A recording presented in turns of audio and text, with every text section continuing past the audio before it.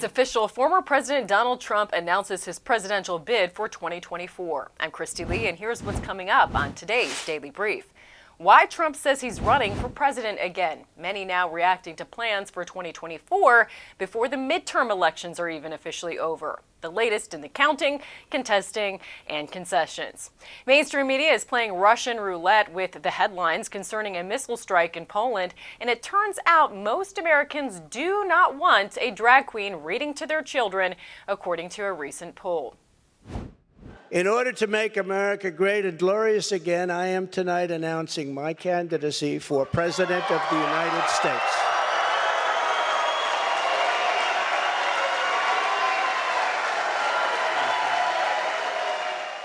Trump made this much expected announcement from his Mar-a-Lago home Tuesday night. This is his third time running for president after a controversial loss in 2020. President Trump focused on his policy achievements during his previous term, saying, quote, "Inflation was non-existent. Our southern border was by far the strongest ever." He also highlighted his time in office as peaceful, no wars or involvement in any ongoing conflicts. Baron Trump towered over the room, but Ivanka Trump was noticeably absent. Here's what she told Fox News Digital. "I love my father very much. This time around, I am choosing to prioritize my young children and the private life we are creating as a family. I do not plan to be involved in politics." The war between legacy media and Trump continues. Nearly all headlines were full of adjectives or qualifiers about Trump's announcement. Does the taxpayer-funded NPR's phrase, "desperate attempt to keep himself in power," sound more like a newspaper or a tabloid?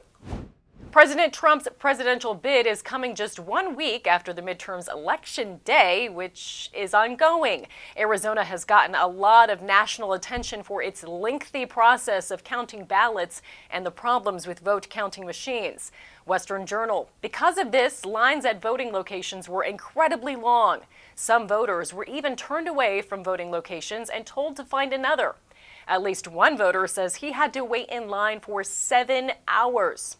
Take those facts, a close race, the fact that Katie Hobbs was overseeing an election she was running in, and then add in that Maricopa County election officials have made no secret of how they really feel about Lake. It's no surprise an insider is now saying Kari Lake does not plan to concede. Did mainstream news jump the gun when blaming Russia for a missile strike in Poland? Even President Biden had said it was unlikely. But reluctant to give up the spin, the missile itself is being described as Russian-made. The AP, Poland, Russian-made missile fell on our country, killing 2. When MSM thought Putin did it, it was evil. But now that it's under Zelensky, it's an accident. Guardian, missile strike in Poland, probably an unfortunate accident by Ukrainian air defense, says Poland's president. BBC, Ukraine war, Poland, says missile deaths, an unfortunate incident.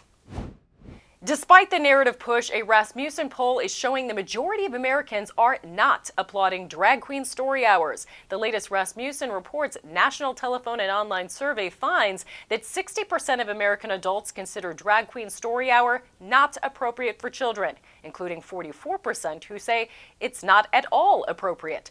The survey was conducted in late October. Rasmussen's head pollster, Mark Mitchell, says the question riled up about the most hate in any survey he had ever conducted. Only 11% thought drag queen story hours are very appropriate for children. So here's today's takeaways. Former President Trump is officially running for president again. Kari Lake is not conceding the Arizona governor race for now. The missile strike in Poland is reported to be a Ukrainian accident, not a Russian strike.